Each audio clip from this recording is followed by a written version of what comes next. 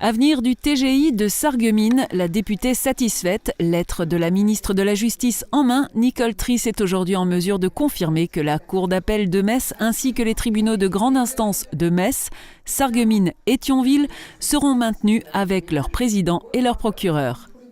Est-ce que nous maîtrisons bien le code de la route ? Face à cette question légitime, la médiathèque de Sarreguemines donne la possibilité de repasser son examen. Pour de faux, bien sûr. 22 personnes, dont 20 détenteurs du permis de conduire, ont passé le test. Pas sûr que beaucoup seraient repartis, code en poche. Bac blanc comme pour de vrai, mais le stress en moins, les élèves de terminale au lycée Jean de Pange passent actuellement leurs épreuves. Après la philosophie, ils ont enchaîné avec la physique-chimie. Anonymat, sac et veste laissés à l'entrée. L'ambiance avait tout de celle qui va régner au baccalauréat. Les portes des bureaux de douane de Sarreguemines désormais closes. Les 2 agents qui étaient encore en poste ont déménagé et rejoint leurs collègues de Saint-Avold, où un nouveau bâtiment sera construit pour accueillir les 30 agents de la brigade.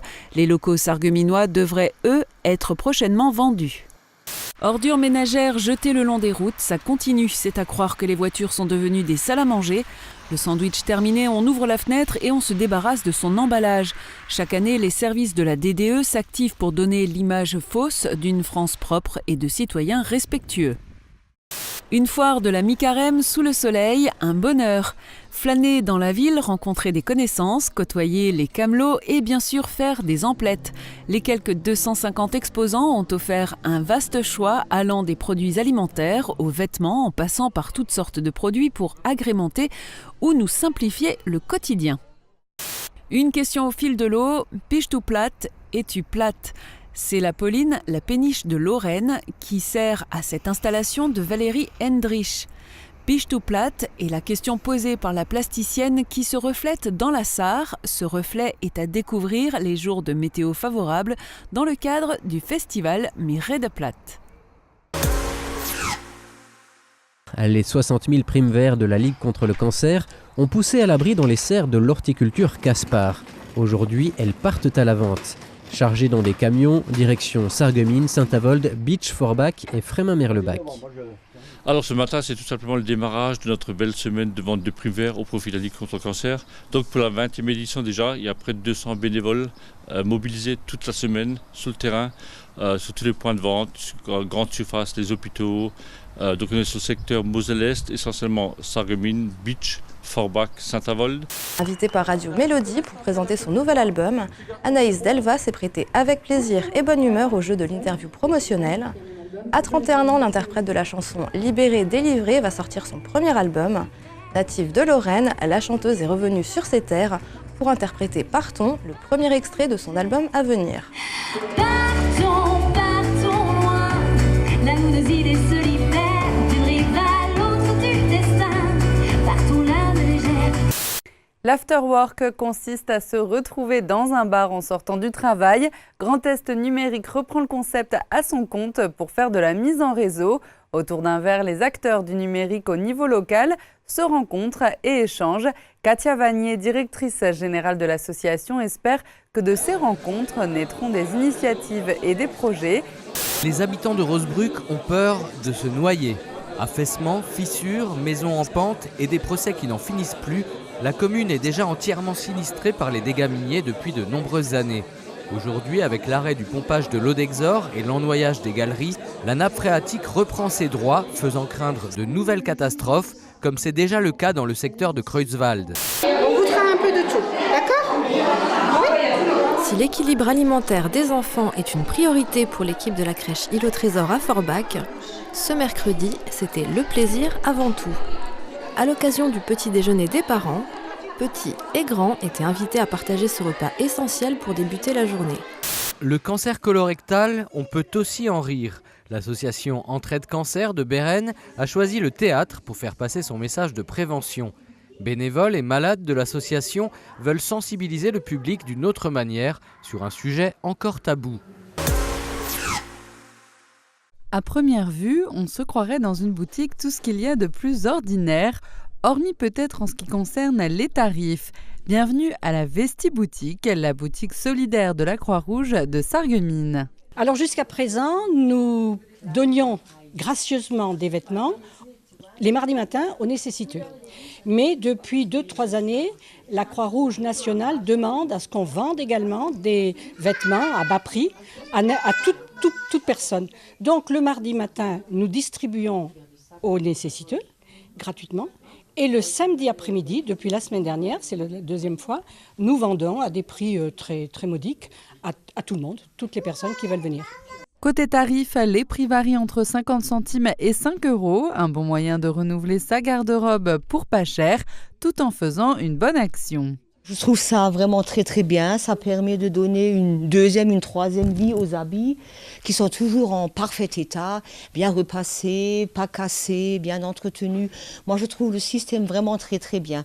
Quand vous voyez ce que coûtent les habits neufs, il y a des choses qui sont neufs, vous les trouvez pour 2-3 €, vous les achetez au magasin, vous les payez 2-3 fois plus. Alors moi je suis vraiment à 100% pour ce système-là. Et je trouve ça très écolo aussi. Pour remplir les rayons, la Croix-Rouge compte sur les invendus des magasins, mais surtout sur la générosité des gens. L'argent récolté lors de ces ventes est ensuite redistribué aux bénéficiaires. On leur donne soit sous forme de bon d'achat, soit sous forme un chèque pour payer une partie de la taxe d'habitation ou je ne sais pas moi de la télé. Chaque année, c'est plusieurs milliers de tonnes de textiles qui sont déposées dans les containers des associations. Vient ensuite un long travail de récolte et de tri afin d'offrir une deuxième vie à ces vêtements. Un travail qui a inspiré les compagnons d'Emmaüs afin de rendre le textile encore plus solidaire. En 2011, l'entreprise Tri d'Union a été créée. L'objectif de l'entreprise, c'est de pouvoir accompagner des personnes éloignées de l'emploi pendant une période de 2 ans maximum et de travailler avec eux un projet professionnel de retour à l'emploi ou à la formation. Donc l'objectif vraiment, c'est la création d'emplois, l'accompagnement social et professionnel et le moyen économique pour faire tout ça, c'est la collecte et le tri des vêtements. L'entreprise Tri d'Union embauche actuellement 27 salariés, dont 18 sont en insertion. De la collecte en camion à la mise en rayon pour les braderies en passant par le tri et l'envoi pour l'Afrique. Chaque employé acquiert ici des compétences et un savoir-faire qui doivent ensuite l'aider à se réinsérer. Celui-là, boutique ou pas boutique? Non. Pourquoi? Parce qu'il est... Altmodisch. Voilà, et pas très... Hein? Au lac. Voilà, au lac, parce que ça c'est donc les vêtements de 0 à 6 ans, tu te souviens? Oui. Hein? Et là c'est de trop. Du trop, ouais, mais il est joli, il est joli. Je les mets au... Bah oui, pour les mamies. Chez Tri d'Union, rien ne se perd, tout se transforme. 60% des vêtements récoltés sont réutilisés tels quels et pour la plupart envoyés en Afrique. Pour les 40% restants, c'est direction le recyclage. Alors là, on va avoir une grosse filière d'effilochage. Donc là, c'est des matières qui vont être effilochées pour servir à faire ou du fil ou du rembourrage ou d'autres matières secondaires. Alors on va parler des matières laineuses, donc de la laine tricotée, de la laine peignée, mais aussi des vieux jeans qui vont servir à faire de l'isolant pour le bâtiment. On a une grosse filière de chiffon d'essuyage où là c'est des matières en coton qui peuvent être ensuite transformées en chiffon pour les industries ou les garages et une partie de revalorisation énergétique avec les matières qui ne sont pas recyclables à l'heure actuelle, donc notamment des fibres synthétiques, des chaussures qui sont usées, etc. Et donc là c'est de la valorisation énergétique vers les cimenteries qui ont besoin de chauffer leur four, quoi. Donc on est à moins d'1% de déchets ultimes en sortie de tri, donc c'est vraiment un projet environnemental. 99% des vêtements qui rentrent sur site retrouvent une seconde vie dans le réemploi ou dans le recyclage. Sur les 2000 tonnes de textiles que récolte Tri d'Union chaque année, moins de 1% est revendu en vente directe. Mais cela représente tout de même suffisamment pour ouvrir une petite boutique. C'est d'ailleurs le prochain grand projet de l'entreprise. Pour recevoir une aide financière et leur permettre ainsi d'ouvrir leur boutique solidaire, un projet a été déposé sur le site Aviva. Tri d'Union doit récolter un maximum de votes. Si vous souhaitez que cette boutique voie le jour, n'hésitez pas, connectez-vous, il suffit d'un clic pour donner votre voix.